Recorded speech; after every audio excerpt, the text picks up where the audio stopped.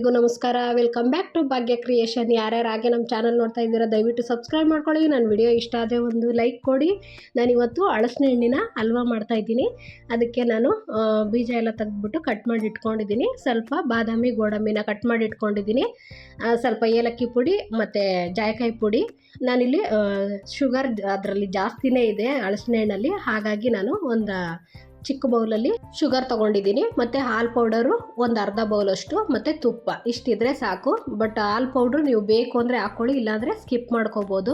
ನಾನಿವಾಗ ಮೊದಲಿಗೆ ಒಂದು ಜಾರ್ ತೊಗೊಂಡು ಈಗ ಹಳಸಿನ ಹಣ್ಣು ನಾನು ಕಟ್ ಮಾಡಿ ಇಟ್ಕೊಂಡಿದ್ದೀನಲ್ಲ ಅದನ್ನು ಅದರೊಳಗಡೆ ಹಾಕೋತಾ ಇದ್ದೀನಿ. ಅಂದರೆ ಇವಾಗ ಹಳಸಿನ ಹಣ್ಣು ಕಾಲ ಅಲ್ವಾ, ತುಂಬಾ ವೆರೈಟಿ ಮಾಡ್ಬೋದು. ಸ್ವೀಟಾಗಿ ಒಂಥರ ಡಿಫ್ರೆಂಟಾಗೂ ಇರುತ್ತೆ, ಟೇಸ್ಟು ಚೆನ್ನಾಗಿರುತ್ತೆ. ಹಾಗಾಗಿ ನೋಡಿ ಈ ರೀತಿ ಅಂದರೆ ತುಂಬ ನುಣ್ಣಗೆ ಪೇಸ್ಟ್ ಮಾಡ್ಕೋಬೇಕು ನಾವು, ನೀರೇನು ಹಾಕೋಬಾರ್ದು, ಹಾಗೆಯೇ ನುಣ್ಣಗೆ ಪೇಸ್ಟ್ ಮಾಡಿಕೊಂಡು ಇಟ್ಕೋಬೇಕು. ಇವಾಗ ಮೊದಲಿಗೆ ನಾನು ಗ್ಯಾಸ್ ಹಚ್ಚಿ ಒಂದು ಪ್ಯಾನ್ ಇಟ್ಕೋತಾ ಇದ್ದೀನಿ. ನೀವು ಬಾಣಲಿ ಆದರೂ ಆಯಿತು, ಒಂದು ನಾನ್ ಸ್ಟಿಕ್ ನೀವು ತೊಗೊಂಡ್ರೇ ಬೆಟರು. ಇದಕ್ಕೆ ಹಲ್ವಾ ಮಾಡುವಾಗ ಸ್ಟೀಲಿನಕ್ಕಿಂತ ತುಂಬ ಚೆನ್ನಾಗಿ ಬರುತ್ತೆ. ಈಗ ಒಂದು ಸ್ಪೂನಷ್ಟು ತುಪ್ಪ ಹಾಕ್ಕೊಂಡು ನಾನು ಬಾದಾಮಿನೂ ಗೋಡಂಬಿನೂ ಸ್ವಲ್ಪ ಫ್ರೈ ಮಾಡ್ಕೋತಾ ಇದ್ದೀನಿ. ಅಂದರೆ ತುಂಬ ಬ್ರೌನ್ ಕಲರು ಬರಬಾರ್ದು, ತೀರಾ ಆಗದಲ್ಲೂ ಇರಬಾರ್ದು. ಆ ರೀತಿ ಒಂದು ಮೀಡಿಯಮಲ್ಲಿ ನಾವು ಇದನ್ನು ಫ್ರೈ ಮಾಡಿಕೊಂಡು ಒಂದು ಪ್ಲೇಟ್ಗೆ ಎತ್ತಿಟ್ಕೋತಾ ಇದ್ದೀನಿ. ಅದೇ ಇನ್ನೂ ಸ್ವಲ್ಪ ತುಪ್ಪ ಇದೆಯಲ್ಲ, ಅದ್ರ ಜೊತೆಗೆ ಇನ್ನೂ ಒಂದು ಸ್ಪೂನಷ್ಟು ತುಪ್ಪನ ಹಾಕ್ಕೊಂಡು ನಾನು ಹಳಸಿನ ಹಣ್ಣು ಪೇಸ್ಟ್ ಮಾಡಿಟ್ಟಿದ್ನಲ್ಲ ಅದನ್ನು ಹಾಕೋತಾ ಇದ್ದೀನಿ. ನೀವು ನಾನಿಲ್ಲಿ ಕಡಿಮೆ ಕ್ವಾಂಟಿಟಿಲಿ ತೋರಿಸ್ತಾ ಇದ್ದೀನಿ, ನೀವು ಬೇಕು ಅಂದರೆ ಜಾಸ್ತಿಲಿ ಮಾಡ್ಕೋಬೋದು. ಬಟ್ ಇಷ್ಟೇ ಆದ್ರೂ ತುಂಬ ಚೆನ್ನಾಗಿರುತ್ತೆ ಸ್ವೀಟ್ ಮಾತ್ರನ. ಇವಾಗೆಲ್ಲ ಬರೀ ಹಳಸಿನ ಹಣ್ಣು ತಿನ್ನೋಕೆ ಇಷ್ಟಪಡಲ್ವಲ್ಲ, ಈ ರೀತಿ ಮಾಡಿಕೊಡ್ಬೋದು.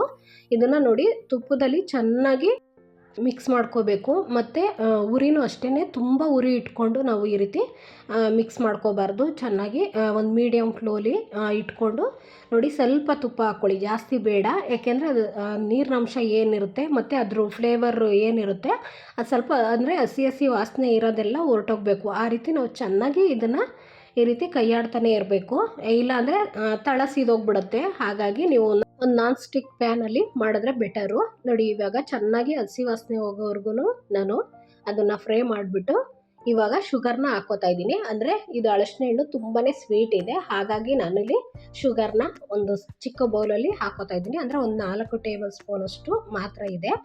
ಬಟ್ ನಿಮಗೆ ಇನ್ನೂ ಸ್ವೀಟ್ ಬೇಕು ಅಂದರೆ ನೀವು ಹಾಕ್ಕೋಬೋದು. ಇವಾಗ ನೋಡಿ ಸಕ್ಕರೆ ಎಲ್ಲ ಕರಗಾದ್ಮೇಲೆ ಅದು ಸ್ವಲ್ಪ ತೆಳುವಾಗುತ್ತಲ್ವ, ಅದಕ್ಕೆ ನಾನು ಇಲ್ಲಿ ಹಾಲು ಪೌಡ್ರನ್ನ ಹಾಕೋತಾ ಇದ್ದೀನಿ. ಅಂದರೆ ನಿಮಗೆ ಬೇಕು ಅಂದರೆ ಹಾಕ್ಕೊಳ್ಳಿ, ಇಲ್ಲಾಂದರೆ ಸ್ಕಿಪ್ ಮಾಡಿ. ನೀವು ಹಾಗೇ ಸ್ವಲ್ಪ ಉರಿ ಕಡಿಮೆ ಇಟ್ಕೊಂಡು ತಿರುಗಿಸ್ತಾ ಅದು ಹಾಲು ಆಟೋಮೆಟಿಕ್ಕು ಗಟ್ಟಿ ಬಂದೇ ಬರುತ್ತೆ. ಅಂದರೆ ತುಂಬ ಗಟ್ಟಿನೂ ಬರಲ್ಲ. ಒಂದು ಸ್ವಲ್ಪ ಪೀಸ್ ಥರ ಮಾಡ್ಕೋಬೇಕು ಅಂತಂದರೆ ನೀವು ಹಾಲು ಪೌಡ್ರು ಯೂಸ್ ಮಾಡ್ಬೋದು. ಅಂದರೆ ಸ್ವಲ್ಪ ಗಂಟು ಥರ ಆಗುತ್ತೆ ಹಾಲು ಪೌಡ್ರ್ ಹಾಕಿದಾಗ, ನೀಟಾಗಿ ಸ್ಮ್ಯಾಶ್ ಥರ ಮಾಡ್ಕೋಬೇಕು. ಒಂದು ಗಂಟಿಲ್ದಂಗೆ ಚೆನ್ನಾಗಿ ಮಿಕ್ಸ್ ಮಾಡ್ಕೋಬೇಕು ಹಳಸಿನ ಹಣ್ಣು ಜೊತೆಲಿ. ಮತ್ತು ಅದ್ರ ಜೊತೆಗೆ ಒಂದು ಸ್ಪೂನ್ ತುಪ್ಪನ ಹಾಕೋತಾ ಇದ್ದೀನಿ ಮತ್ತೆ ನಾನು. ಅಂದರೆ ತುಂಬ ಚೆನ್ನಾಗಿ ಬರುತ್ತೆ ಸ್ವೀಟ್ ಅಂತೂ, ಅಷ್ಟು ಚೆನ್ನಾಗಿರುತ್ತೆ. ಇವಾಗ ನೋಡಿ ಚೆನ್ನಾಗಿ ಈ ರೀತಿ ಎಲ್ಲ ಸ್ಮ್ಯಾಶ್ ಮಾಡ್ದಂಗೆ ಚೆನ್ನಾಗಿ ಮಿಕ್ಸ್ ಮಾಡ್ಕೋಬೇಕು. ಸ್ವಲ್ಪ ಉರಿ ಕಡಿಮೆ ಇಟ್ಕೊಂಡು ಈ ರೀತಿ ತಿರುಗಿಸ್ತಾ ಸ್ವಲ್ಪ ಅದು ಎಣ್ಣೆ ಸೈಡಲ್ಲಿ ಬಿಟ್ಕೊಳ್ಳೋಕೆ ಸ್ಟಾರ್ಟ್ ಆಗುತ್ತೆ ನೋಡಿ. ಆವಾಗ ನೀವು ನಾನು ಗೋಡಂಬಿ ಬಾದಾಮಿ ಎಲ್ಲ ಹುರಿದಿಟ್ಟಿದ್ನಲ್ಲ ಅದು, ಮತ್ತು ಜಾಯಿಕಾಯಿ ಪುಡಿ ಮತ್ತು ಏಲಕ್ಕಿ ಪುಡಿ ಎಲ್ಲ ಹಾಕೋತಾ ಇದ್ದೀನಿ. ಈಗ ಹಾಕ್ಕೊಂಡು ಚೆನ್ನಾಗಿ ಮಿಕ್ಸ್ ಮಾಡ್ಕೋಬೇಕು. ನೋಡಿ ಸೈಡಲ್ಲೆಲ್ಲ ನೀಟಾಗಿ ಬಿಟ್ಕೊಳ್ಳುತ್ತೆ, ಅಂಟ್ಕೊಳ್ಳಲ್ಲ ಬಾಣಲಿಗೆಲ್ಲ. ಆ ರೀತಿವರೆಗೂ ನಾವು ತಿರುಗಿಸ್ತಾನೆ ಇರಬೇಕು. ಬಟ್ ಹಾಗೆ ಬಿಟ್ಟರೆ ತಳ ಸೀದ್ಬಿಡುತ್ತೆ. ಯಾಕೆಂದರೆ ಹಳಸಿನ ಹಣ್ಣು ಹಾಲು ಪುಡಿ ಎಲ್ಲ ಹಾಕಿದ್ದೀವಲ್ವ, ಅಂದರೆ ಸ್ವೀಟ್ ಮಾಡುವಾಗ ಆದಷ್ಟು ನಾವು ಈ ರೀತಿ ಕೈ ಬಿಡ್ದಲೇ ನಾವು ತಿರುಗಿಸ್ತಾನೆ ಇರಬೇಕು. ಆಗ ನಮಗೆ ಸ್ವೀಟು ತುಂಬಾ ಟೇಸ್ಟ್ ಬರುತ್ತೆ. ನಾವು ಹಾಗೇ ಬಿಟ್ಬಿಟ್ರೆ ಸ್ವೀಟ್ ಟೇಸ್ಟೂ ಬೇರೆ ಬರುತ್ತೆ ಮತ್ತು ತಳನೂ ಸೀದೋಗ್ಬಿಡುತ್ತೆ.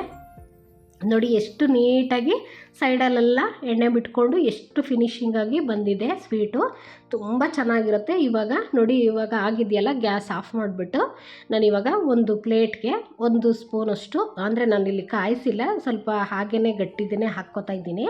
ಯಾಕೆಂದರೆ ಅದು ಬಿಸಿ ಇದೆಯಲ್ಲ ಮತ್ತು ಅದು ಸ್ವಲ್ಪ ಕರಗುತ್ತೆ. ಆ ಕಾರಣಕ್ಕೆ ನಾನು ಹೀಗೆ ಸ್ಪ್ರೆಡ್ ಮಾಡ್ಕೋತಾ ಇದ್ದೀನಿ ನೋಡಿ. ಈ ರೀತಿ ಮಾಡಿಬಿಟ್ಟು ನಾವಿವಾಗ ಅಂದರೆ ಬಿಸಿದನ್ನೇ ಹಾಕ್ಕೋಬೇಕು, ತಣ್ಣಗಾದ್ಮೇಲೆ ಹಾಕ್ಕೋಬಾರ್ದು. ಅಂದರೆ ಅದು ಸ್ವಲ್ಪ ಬಿಸಿನೇ ಇದೆ, ಇವಾಗ ತಾನೇ ಚೆನ್ನಾಗಿ ಮಾಡಿ ಇಟ್ಟಿದ್ದೀನಲ್ವ. ನೋಡಿ ಇವಾಗ ಆ ಪ್ಲೇಟ್ಗೆ ಅದನ್ನು ಫುಲ್ಲು ಎಲ್ಲ ಹಾಕೋತಾ ಇದ್ದೀನಿ. ನೋಡಿ ಎಷ್ಟು ನೀಟಾಗಿ ಬಾಣಲಿಗೆ ಸ್ವಲ್ಪನೂ ಅಂಟ್ಕೋತಾ ಇಲ್ಲ, ಅಷ್ಟು ನೀಟಾಗಿ ಎಲ್ಲ ಪ್ಲೇಟ್ಗೆ ಹಾಕ್ಕೊಂಡೆ. ಅಂದರೆ ನಾವು ಚೆನ್ನಾಗಿ ತಿರುಗಿಸಿ ಮಾಡಿದ್ರೆ ಅದು ನೀಟಾಗಿ ಫಿನಿಶಿಂಗ್ ಬರುತ್ತೆ ಸ್ವೀಟು.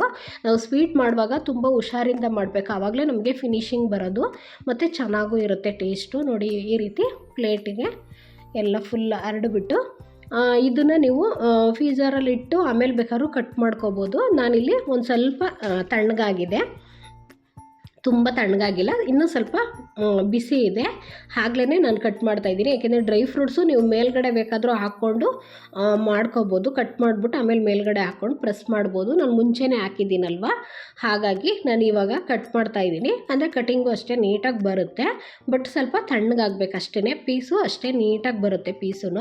ಬಟ್ ನಾನು ಬಿಸಿದೇ ತೆಗಿತಾಯಿದ್ದೀನಿ. ನೋಡಿ ಎಷ್ಟು, ನೋಡಿ ಈ ರೀತಿ ಬರುತ್ತೆ, ತುಂಬಾ ಸಾಫ್ಟಾಗಿ ಅಷ್ಟು ಟೇಸ್ಟಿಯಾಗಿದೆ. ಒಂದು ಸಲ ಟ್ರೈ ಮಾಡಿ, ಅಷ್ಟು ಚೆನ್ನಾಗಿ ಬರುತ್ತೆ. ನಾವು ಮಾಮೂಲಿ ಸ್ವೀಟೆಲ್ಲ ತಿಂತೀವಲ್ಲ, ಇವಾಗ ಹಲಸಿನಹಣ್ಣಿನ ಕಾಲದಲ್ಲಿ ವೆರೈಟಿ ಇಡ್ಲಿ ದೋಸೆ ಮಾಡ್ತಾನೆ ಇರ್ತೀವಿ, ಅದ್ರ ಬದಲು ಈ ರೀತಿ ಸ್ವೀಟೆಲ್ಲ ಮಾಡ್ಕೊಂಡು ತಿಂದರೆ ತುಂಬಾ ಚೆನ್ನಾಗಿರುತ್ತೆ. ಹೀಗೆ